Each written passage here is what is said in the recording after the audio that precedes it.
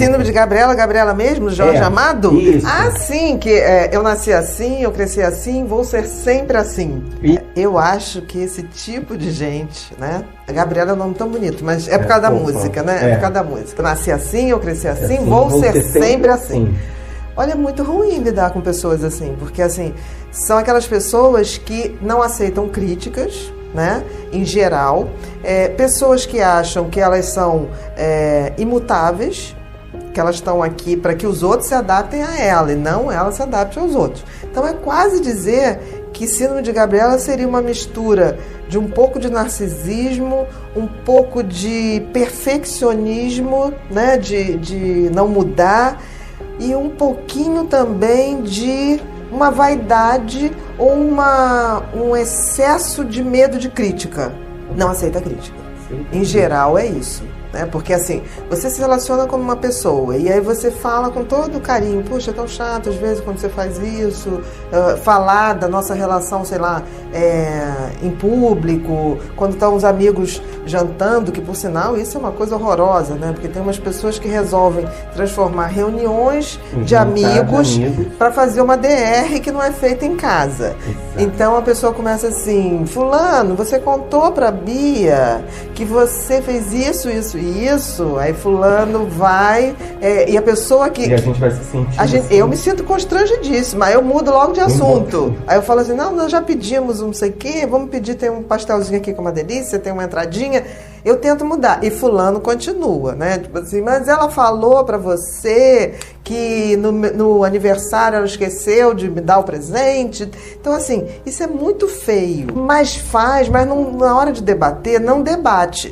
Aí resolve levar isso para um grupo. Isso é mais ou menos terapia. Então, eu noto, assim, são pessoas muito difíceis de convivência. São pessoas que se acham cheias de razões e certezas. É porque ela se sente magoada, né? A pessoa interpreta uma crítica construtiva. Eu acho que qualquer crítica só vale se for construtiva. Se você não tem uma coisa para propor, você não pode falar para a pessoa. Você só pode criticar se você fala, olha, vou te dar um toque, faz assim, tenta dessa maneira, porque senão é inútil. Também tem que ser de uma forma delicada também. Sim, sempre muito afetuoso e sempre com muito carregado de... Você já dá a sugestão, porque você falar o que está errado sem dar a sugestão, exato, não adianta você só está fazendo uma crítica sem sentido. Eu acho que são pessoas muito difíceis para amizade e para qualquer relação afetiva, uma relação de mais convívio, porque são pessoas que acham realmente que elas não têm que mudar. Eu acho que em geral é um pouco um traço de personalidade, né? E que são as pessoas mais difíceis de mudar, né? Quando a gente vê assim, transtorno de personalidade, é muito mais difícil de tratar do que, por exemplo, um transtorno depressivo ou um transtorno de ansiedade, porque quando a gente fala transtorno de personalidade, a gente está falando antes de ser uma doença ou um transtorno, é uma maneira da pessoa ser. É um jeito dela. Exatamente. Então, pessoas que têm síndrome de Gabriela, elas têm uma tendência elas sabem às vezes que estão erradas, elas sabem, mas elas predispõem assim, se gostar de mim vai ter que ser assim. Como se fosse assim, amor incondicional. Se você me ama, você tem que amar todos os meus defeitos. Isso não é verdade. Até porque a gente está aqui, eu acredito muito nisso, para evoluir. A gente não está aqui para ser satisfeito e para ser paparicado o tempo todo. E eu costumo dizer que certos toques, assim, de dar, só quem é amigo. Porque, assim, a gente só ouve aquilo que vem com uma nutrição de afeto. Então, você tem que ter a certeza de que você está falando com a autoridade do amor, e a pessoa que está ouvindo tem que ouvir também com a recepção amorosa, de tipo que aquela pessoa está falando pro teu bem. Né? E então eu noto que as pessoas que têm muito esses melindres, você às vezes fala assim, nossa, essa cor... A pessoa, antes de você falar que a cor favorece, né? A pessoa já fala, mas eu gosto.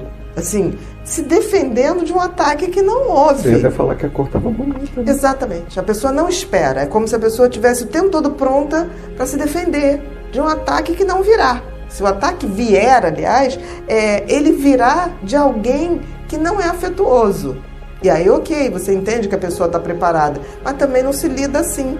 mesmo que fosse uma crítica desagradável, alguém desagradável, você sai disso, tá bem, ok, que bom, tipo assim, mas eu gosto dessa cor, eu tenho uma afetividade com essa cor, você dá uma saída. Eu não sei se vai ficando sozinha, porque tem uma questão, né? Essas pessoas a síndrome de Gabriela, elas acabam se envolvendo e buscando pessoas que se adaptem a essa característica.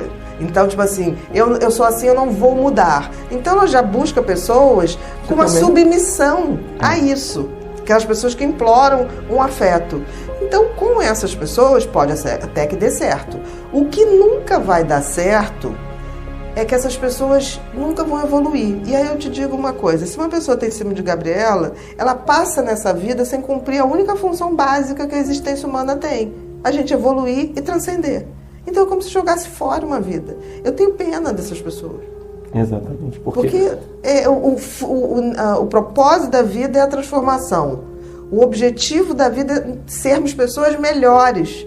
Né? E não tem ninguém que não tenha algo para mudar, não tem ninguém que tenha algo para melhorar. Até a véspera da gente morrer, ou até uma hora antes da gente morrer, a gente pode ainda se arrepender, deixar uma palavra de afeto para alguém. E isso é uma coisa de estudos mesmo. A pessoa que está prestes a morrer, as horas que antecedem a morte, se ela está viva, é que ela tem mais necessidade de falar coisas que ela não disse, dizer coisas para pessoas afetuosas, pedir perdão por algumas coisas e lembrar de momentos felizes. Então, tipo assim, se a pessoa parte do princípio que ela não erra nunca, nem nesse momento ela vai ter essa generosidade, essa grandiosidade de no finalzinho ainda estar mudando alguma coisa, porque o que fica da vida é essa mudança. Olha, eu acho que tem algumas síndromes de Gabriela que vai ser por uma questão de insegurança, tá? Que é tratável. Que é absolutamente tratável, porque a pessoa vai, tipo assim, me ensina a não me melindrar tanto, me ensina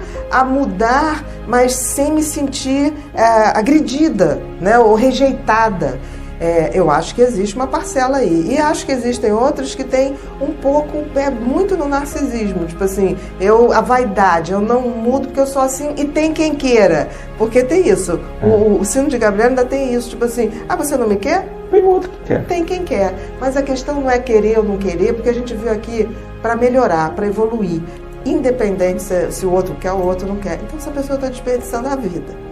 Olha, primeiro assim, narcisista existe em qualquer lugar, não é só na relação afetiva. Existe na família, existe no amigo, numa relação profissional. No trabalho, exatamente. Mas vamos primeiro botar uma coisa. O narcisista, ele é um transtorno de personalidade. O que significa isso? Antes de ser uma doença, é um jeito da pessoa ser, é uma maneira da pessoa ver o mundo e se comportar no mundo. O narcisista é uma personalidade em que ele quer aplauso. Ele veio ao mundo para ser aplaudido, reconhecido por sua grandiosidade, e ele acha que tem direito a tudo de bom que a vida puder dar.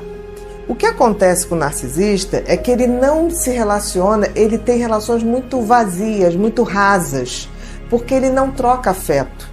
Porque ele te trata muito bem no início, pode ser homem, pode ser mulher, tá? Ele te trata muito bem no início, mas para que você vire um fã dele, para que você ache maravilhoso, para que você ache que dê a ele esse reconhecimento que ele quer.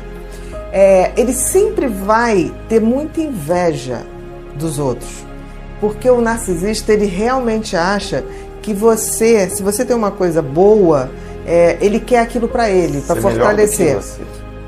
Ele acha que merece ser melhor que você. Então, quando você tem algo, ele nunca vê, tipo assim, coisa bacana, meu amigo conquistou isso. Ele fala assim, bom, ele conquistou, aquilo era para mim. Se ele não tivesse conquistado, aquilo me pertencia. E ele acaba te sabotando um pouco isso, né? Ele sabota as pessoas, porque na realidade ele não tem... Se essa pessoa que falou que seu parceiro é narcisista, essa pessoa vive uma solidão.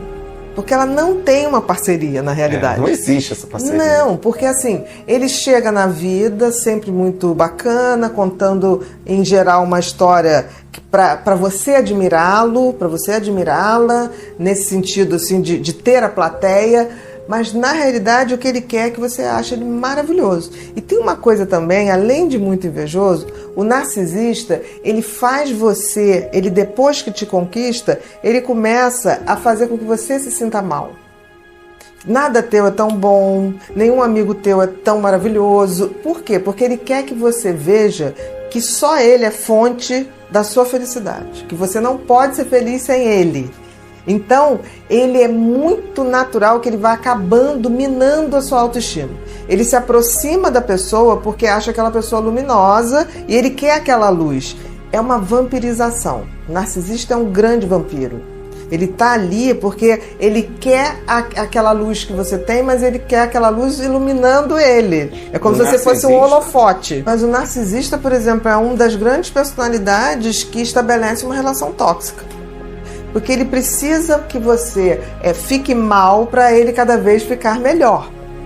Então, assim, não há uma afetividade. É uma coisa muito rasa. Se você fosse relacionar com o narcisista, por exemplo, um amigo narcisista, ele só fala dele. O quanto ele é maravilhoso, as coisas que ele fez. Se você vai desabafar alguma coisa, ele não ouve. Não, ele não ouve. Ou então ele fala assim, não, mas isso aí que passou é uma fichinha. Eu já tive isso.